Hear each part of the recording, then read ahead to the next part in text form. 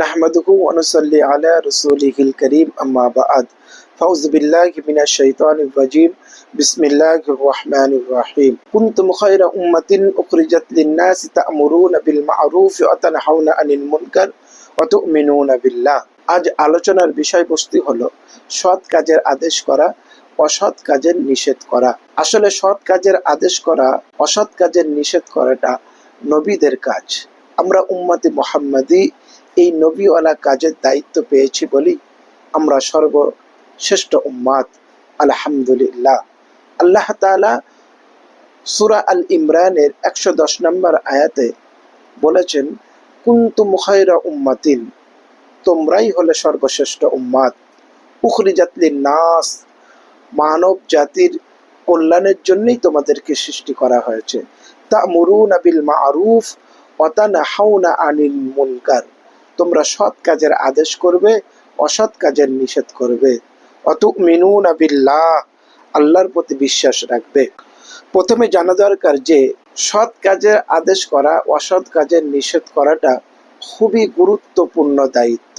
এই সম্পর্কে সহিহ মুসলিমের 81 নম্বর হাদিস হযরত আবু সাঈদ খুদরি রাদিয়াল্লাহু তাআলা আনহু থেকে বর্ণিত আছে, নবী পাক সাল্লাল্লাহু আলাইহি ওয়াসাল্লাম বলেছেন, মান রাআ মিনকুম মুনকারান ফালিয়ুগাইয়িরহু বিয়াদিহি ফাইন লাম ইয়াস্তাতি ফাবিলিসানি ফাইন লাম ইয়াস্তাতি ফাবিকলবিহি ওয়া যালিকা আদআফুল ঈমান। তোমরা কেউ যদি কোনো পাপ কাজ হতে দেখো তাহলে তোমরা সেটাকে সামর্থ্য হলে হাত দিয়ে প্রতিরোধ করো।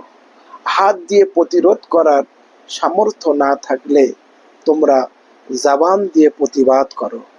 জবান দিয়ে প্রতিবাদ করার সামর্থ্য না থাকলে তাহলে তোমরা সেটাকে অন্তর দিয়ে ঘৃণা করো। ওয়াযালিকা আদআফুল ঈমান, এটা হলো ঈমানের সবচেয়ে নিম্ন স্তর।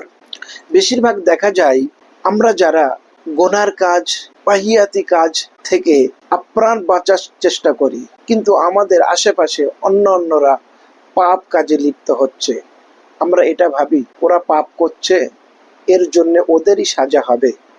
কিন্তু না, এই আমরা মানা করছি না, পাপ কাজ করছে, সেই জন্যে আজকে আমাদের মুসলিম সমাজের ভরাডুবি অবস্থা।